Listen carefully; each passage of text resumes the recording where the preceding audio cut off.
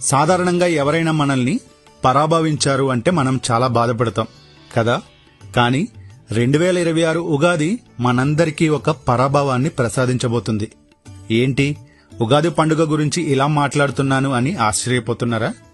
2026 మార్చి 19న మన జీవితాల్లోకి అడుగు పెట్టబోతున్న శ్రీ పరాభవ నవ సంవత్సరం వెనుకున్న అసలు రహస్యం తెలిస్తే మీరు కూడా ఈ పరాభవం కోసమే ఎదురుచూస్తారు. చాలా మంది పరాభవం అంటే కేవలం అవమానం అనుకుంటారు. కానీ సంస్కృతంలో దీనికి ఒక అద్భుతమైన అర్థం ఉంది.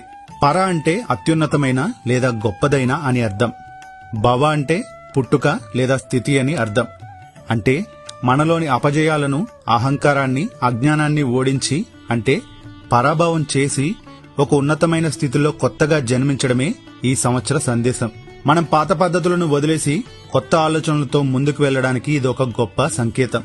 ఇక విశ్వావసు సంవత్సరంలో మనం ఎన్నో నేర్చుకున్నాం. కానీ ఈ కొత్త ఏడాది మనల్ని మనం మార్చుకోవాలని చెబుతుంది. ఉదాహరణకు, మనలో ఉన్న బద్ధకాన్ని పరాభవం చేస్తేనే కదా మనం సక్సెస్ వైపు అడుగులు వేస్తాం. మనలోని నెగిటివ్ ఆలోచనలను పరాభవం చేస్తేనే కదా మన మనసు ప్రశాంతంగా ఉంటుంది. కాబట్టి ఈ పరాభవ సంవత్సరం మనకిచ్చే పెద్ద గిఫ్ట్ సెల్ఫ్ ట్రాన్స్ఫర్మేషన్. ఈ మార్పు ఎప్పుడూ తీపిగానే ఉండదు. అందుకే మనం ఉగాది పచ్చడిలో వేప పువ్వు చేదును కూడా కలుపుతాం. కష్టాలను ఓడిస్తేనే సుఖం విలువ తెలుస్తుంది. ఈ శ్రీ పరాభవనవ సంవత్సరంలో మీరందరూ మీలోని లోపాలను జయించి సరికొత్త ఉత్సాహంతో ముందుకు సాగాలని కోరుకుంటున్నాం.